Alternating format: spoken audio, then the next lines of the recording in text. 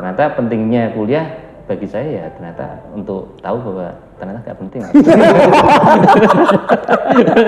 Kamu ngeliat temenmu kuliah kan keren, nggak pengen kayak keren ya kayak mereka gitu? Iya. Aku malah kadang merasa ini kasihan ya. Kasihan. Ini.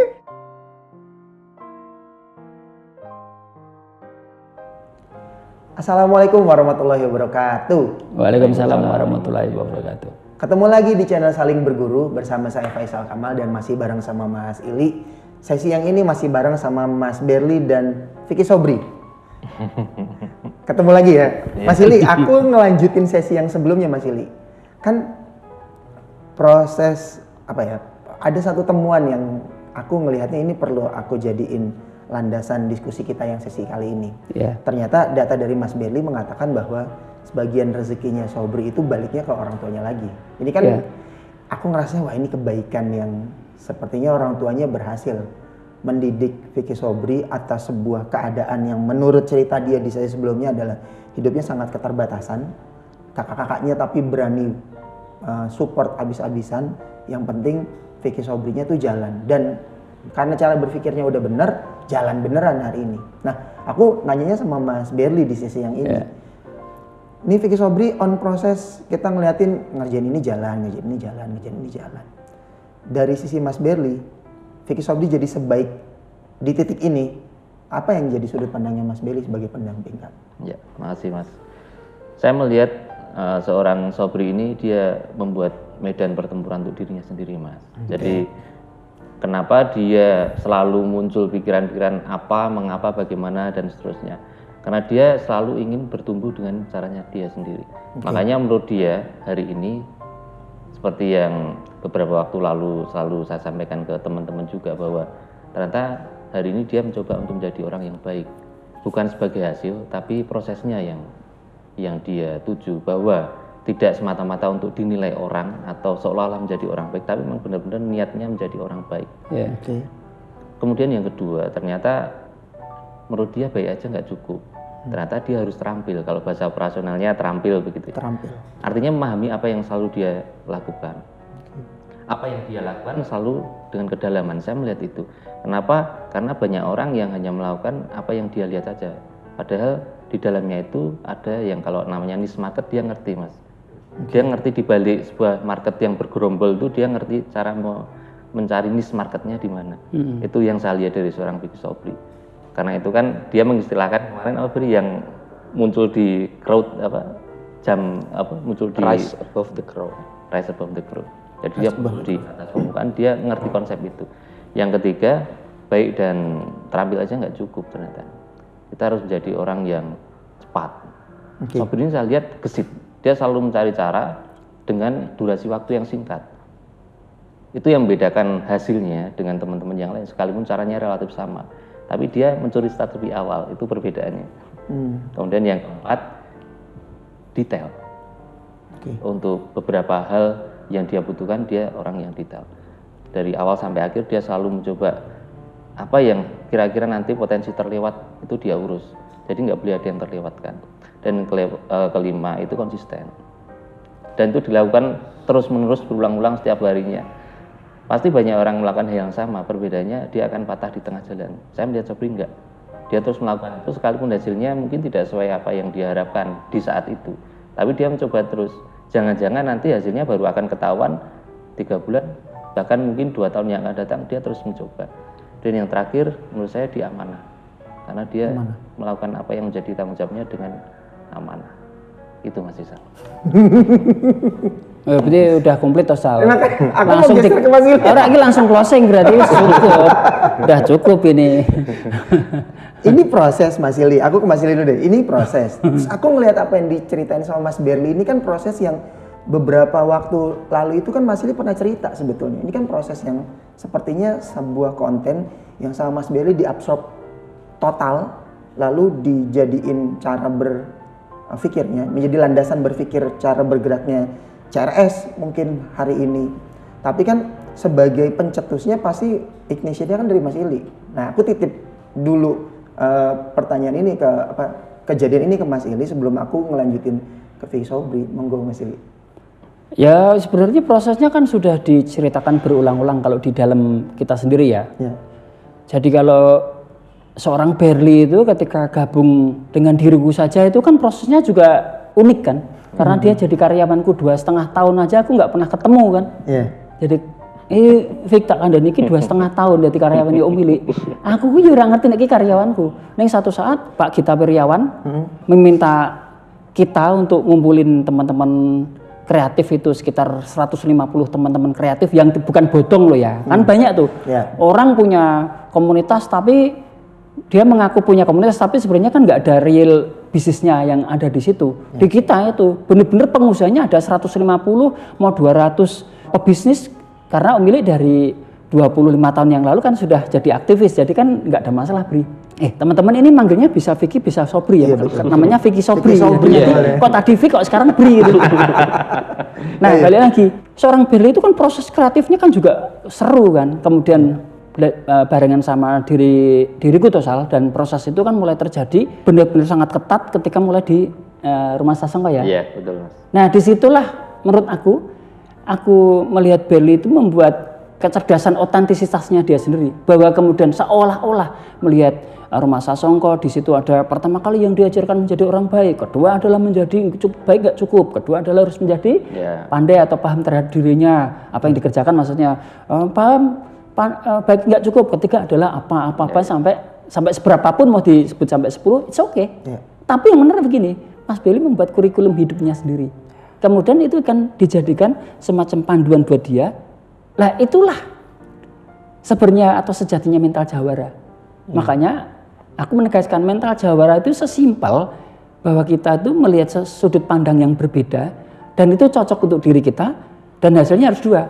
Satu adalah sebuah proses pembelajaran yang terus-menerus menjadi baik. Kedua, pasti hasilnya harus sebuah kesempatan mendapatkan rezeki lebih banyak, bisa saudara, bisa materi dan sebagainya. Ini belum closing Sal, lanjut. Belum. Sekarang Vicky kayaknya harus diekspor. Aku ke Vicky Sobri. Vic, ini kan di titik ini, alhamdulillah ya prosesnya kita syukuri bareng-bareng. Titikmu itu titik salah satu orang-orang yang di angkatanmu itu orang-orang yang hari ini punya prestasi. Tapi aku mau tanya dengan keautentikanmu ya. Kan kamu ngelihat nih, teman-teman lulusanmu kan punya jalan masing-masing. Mereka mengambil jalan dan kamu punya jalan sendiri. Perasaanmu ketemu sama mereka, lalu misalkan nongkrong bareng biasa gitu atau nongkrong bareng lalu saling bercerita proses perjalanan masing-masing. Ada nggak sih keinginanmu ngelihat situasinya mereka? Misalkan kuliah, ada nggak keinginanmu untuk aku ngelihat dia kayaknya kuliah asik nih, sementara kamu udah nyampe kalau naik gunung tuh udah pos 1-nya udah dapet gitu. Apakah selanjutnya pendidikan menjadi salah satu harapanmu ke depan? Monggo Kak, sharingkan. Kalau aku sendiri, ini jujur ya, ya? Iya loh, jujur dong. Aku sebenarnya jangan jujur loh, jangan. Nggak ingin sih Om. Enggak pengen. Alhamdulillahirabbil alamin. Ya Allah, Vicky nggak mau kuliah, bersyukur aku. Kok ada ya orang itu? Ada orang lain nggak mau kuliah kok seneng ya ada ya Sal. Kalau nggak Om Mili atau Mas Ili itu ya nggak ada loh Sal. Lanjut Sal.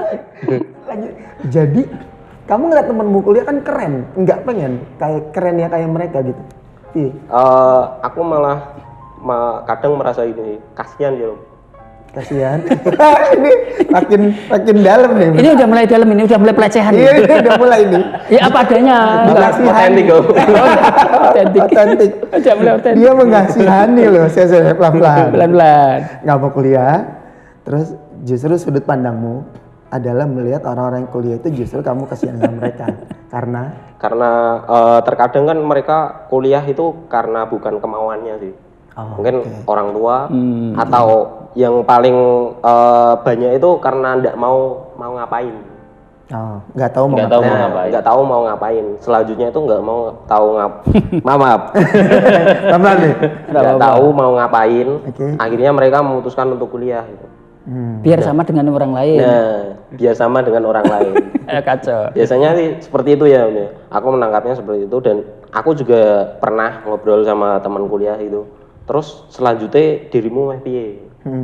Kan mereka pasti jawabnya ya mboh lah, sembarang ngalir aja. Nah, di situ sih aku merasa aku bersyukur banget ketika aku di komunitas, kemudian aku tahu apa yang selanjutnya harus aku tuju gitu. Apa tujuanku selanjutnya? Aku senangnya di situ, bersyukurnya di situ.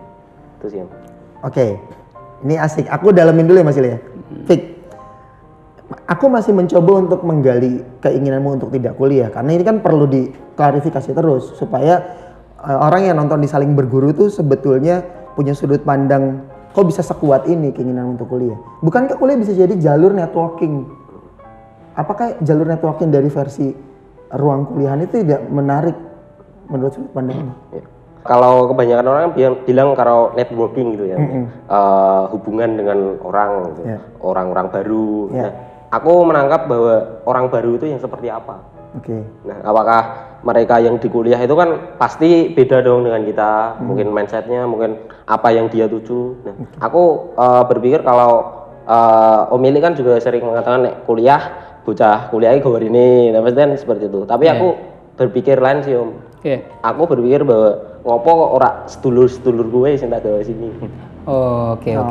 Itu sih. Jadi hari ini aku juga bawa ponakanku join ke komunitas.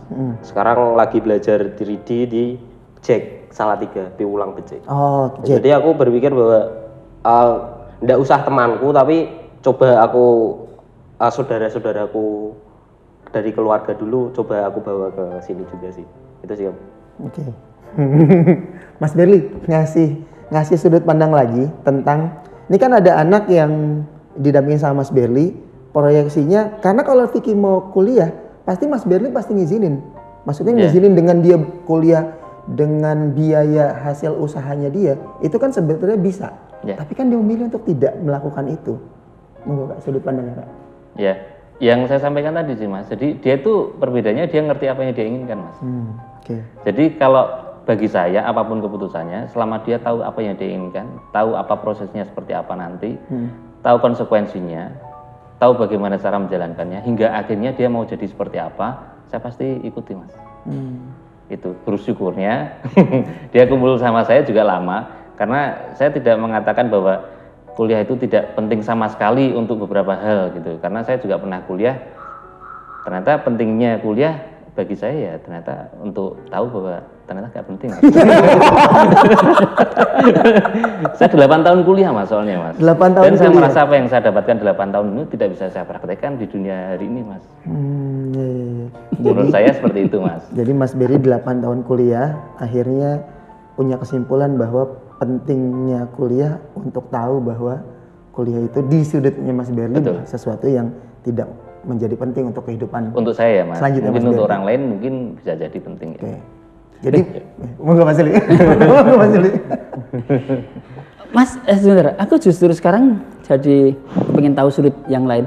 Mas kan berarti Vicky tadi kan kulihat kan ternyata punya konsep yang lebih dalam dari sekadar bahwa networking itu bisa lewat kampus, kata Kak Esal. Tapi ternyata ada satu penemuan berpikir yang sederhana menurut aku, simple banget dan itu sangat juara sih pemikiran dia. Ketika siapa tadi? Namanya alam. Alam namanya. Alam itu kan dibawa dia. Terus ceritain tentang alam dan proses kreatif dia sekarang itu seperti apa itu loh Mas. Terus maksudmu menerima alam seperti apa? Maksudmu juga alam tuh kepengen kamu proyeksikan ke mana? Silakan bisa Mas Berli dan Vicky saling menguatkan loh. Aku dulu. Boleh. Kalau aku sih harapanku kan aku juga lihat dari sisi keluarga juga. Alam itu kan juga berawal dari mungkin itu kan keponakanku, berarti kan bapaknya itu masku. Aku melihat bahwa di situ mereka secara ekonomi mungkin kekurangan sih. Dari situ kemudian aku main ke sana, kemudian ngobrol, kemudian di situ alam digowo jajal. Nah, orang tuanya bilang seperti itu. Nah, dan aku pikiran, oh iya. Kenapa teman-teman di Jeru kan juga banyak yang membawa mungkin temannya dari desa, tetangganya. Nah, ngopo kok aku enggak gitu. Aku melihat, aku terpancing dari situ sih Om. Jadi, coba tak bawa ke sini. Dan di sini kan aku juga enggak berekspektasi pada dia dulu. Zero expectation aku pada dia. Aku ngobrol sama Om Berli, nek dia nggak belajar di secara teknis dulu, tapi dia mungkin bisa bantu bersih-bersih seperti Latif sama Sani. Jadi aku berpikir jadi awalnya ART lah kasarannya, nyantrik jadi ART. Betul. Ya. itu sih Om. Jadi awalnya aku berpikir bahwa ya wis, yang penting dia kerja di situ dulu. Siapa tahu nanti di waktu luangnya dia bisa belajar lebih. Itu sih Om. Enggak Mas Berli.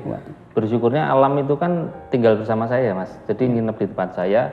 Setiap malam itu kan saya ngobrol dengan dia tentang personality, tentang pengalaman dia di masa lalu. Yang unik dari dia itu sekalipun dia pernah kerjanya itu di maaf ya kasar gitu, pelayan apa, kafe, resto seperti itu. Pernah di suatu ketika dia melihat di belakang dapur itu ada lemari kaca isinya buku Mas. Dan dia tertarik untuk membaca buku itu. Dia ambil satu, dia bilang ke pemiliknya, boleh nggak saya pinjam buku ini untuk saya baca di rumah. Buku itu tentang self improvement. Jadi anak ini ada sesuatu yang menarik ini. Akhirnya saya sering ngobrol banget dengan dia dan ternyata dia juga membaca buku yang baik di masa lalu. Makanya hari ini kami mencoba membuat sebuah ruang belajar baru untuk alam. Apalagi saya punya pengalaman dengan Disney Latif dan Sani. Kayaknya bisa juga diterapkan selama orang itu memang punya niat untuk. Kebetulan yang datang ke tempat kami hari ini orang-orang memang butuh. Itu yang bersyukurnya saya, dia butuh dan bisa jadi dia no choice begitu. Kemudian berproses, saya bersyukur hari ini dia justru malah handle untuk rumah tangga Mas. Untuk rumah tangga dia handle semuanya. Ada 2 kepala rumah tangga di tempat kami, akhirnya hari ini kami split, yang satu di CRS, yang satu untuk rumah tangga. Kemudian di masa depan, kenapa kok alam kami dorong untuk belajar 3D? Ada beberapa hal. Yang pertama memang dia punya waktu luang beberapa ketika pekerjaan rumah tangga sudah selesai. Sayang rasanya kalau dia cuma hanya duduk kemudian melihat yang lain. Terus saya ngobrol sama Sobri, kenapa nggak kita optimalkan sekalian ya Bri ya? Karena anaknya kayaknya juga pengen, dan dia juga di masa lalu pernah gambar-gambar juga ya, pernah nge-freelance gitu pakai HP, dia gambar pakai tangan gini, kemudian dijual ke temannya ya laku. Artinya anak ini punya potensi itu, saya melihat itu. Saya ngobrol dengan Sobri, ya udah kita dorong. Akhirnya hari ini dia berproses mau untuk belajar ke Salatiga, ke Ulang Becik. Kira-kira itu Mas. Oke. Sebelum ke Mas Ili sebagai penutup, aku melihatnya proses yang terjadi di tempatnya Mas Berli ini sebuah miniatur atas inkubasi atau inkubatornya Rumah Sasongko, karena spiritnya Mas Berli sudah ambil, sudah menggalinya. Lalu Mas Berli mencoba untuk mengadopsi caranya bagaimana Rumsas itu membangun mentalitas orang-orang yang belajar di sana, termasuk Mas Berli menemukan Vicky Sobri, terus disebut juga alam, dan ternyata memang aku melihatnya circle persaudaraan itu bisa menguntungkan, bisa juga tidak efektif sebetulnya ketika mengambil orang terdekat untuk dibantu. Tapi aku yakin proses yang terjadi sama Vicky Sobri, proses yang harusnya bisa menjadi cara berpikirnya si alam juga atas apa yang terjadi sama Vicky Sobri, apa yang terjadi sama pencapaian yang sudah kamu dapat. Aku pikir nih alam pasti ngelihat, makanya dia bersedia untuk ikutan diajak sama Vicky Sobri, dicoba bahasanya kan tadi, coba diajak, siapa tahu jalan. Dan Mas Berli nemuin juga bahwa dia pembaca yang baik itu, punya kritikal untuk ngebangun mentalitas jawaranya dari ledakan-ledakan atau letupan kecil di personalitinya. Aku sih pikirnya gitu. Kalau ke Mas Ili, aku sebagai penutup nih Mas Ili di sesi yang ini. Mas Berli, Vicky Sobri adalah satu contoh belajar kita. Aku juga belajar banget di sesi diskusi yang ini tentang implementasi mental jawara, sampai akhirnya tahu keputusan apa ke depan yang bakal diambil. Walaupun itu dianggap pasti berbeda sama sebagian orang, inilah mental jawara, bahwa berani beda tuh. Nah, aku minta penutup dari Mas Ili di sesi yang ini Mas Ili. Monggo Mas. Gini ya Mas Berli karo Vicky. Sebenarnya kan hidup itu semudah ketika kita selalu bisa menandai hidup kita sendiri. Kan kemudian yang disebut hasil baik, orang mengatakan namanya sukses toh, yang disebut kemudian adalah pola sukses. Yang hasilnya kurang baik disebut tidak berhasil, salah atau gagal, itu disebut sebagai pola gagal atau pola salah. Nah, hidup itu kan pasti di dalam keadaan kita sehari-hari itu kan akan melakukan hal yang serupa seperti itu. Antara baik, sukses, dan benar, yang satunya adalah salah, gagal, dan harus belajar lagi. Nah, kesadaran kemudian orang harus selalu mempercayai hidupnya yang bersangkutan adalah tanggung jawabnya dia sendiri. Itulah yang sebenarnya harus terus dielaborasi oleh yang bersangkutan. Kesalahan hari ini yang terjadi di dalam keadaan begitu kayanya, begitu berlimpahnya yang disebut kata abundance itu, atau era abundance itu, era yang sangat berlimpah itu, adalah ketika hari ini orang mempercayai segala sesuatu yang masuk ke dalam pikirannya lewat mata, lewat kuping, dan orang tersebut ketika melihat entah sosial media, entah dia ketemu komunitas lain dan lihat orang lain, terus kemudian ketemu guru bahkan, ketemu mentor bahkan, itu semuanya 100% hanya dimasukkan ke dalam otak atau ke dalam dirinya di dalam kehidupan sehari-hari. Itulah masalah yang kemudian terjadi. Maka kehati-hatian kita dalam hidup, Mas Berli, yang selalu kita sampaikan, yang aku selalu juga kita ngobrol berdua, kita kan sangat intens berdua ngobrol tentang bagaimana manusia itu bisa merubah nasibnya. Karena aku sama Mas Berli sudah sampaikan bahwa ada jenis manusia yang satu begini, dua begitu, yang ketiga begini. Ada jenis manusia yang kami teliti, saya teliti dan aku sampaikan Mas Berli ini, Mas Berli itu kayak jenenge cah kayak ngono, cah ini itu cah yang Z kayak gitu, liatin kayak gitu. Lah, selalu yang itu yang selalu kita tandai dalam hidup kita.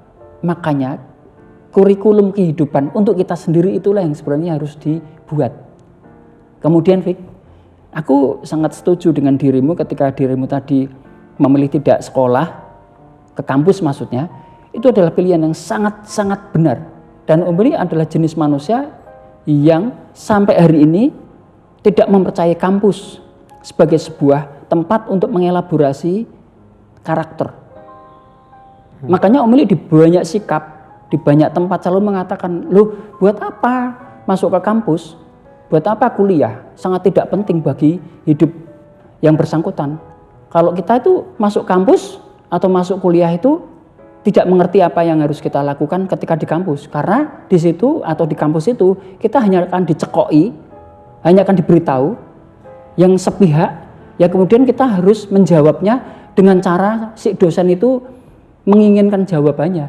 Nah, bagaimana anak-anak seperti Vicky ini bisa bertumbuh? Maka pilihan Vicky benar.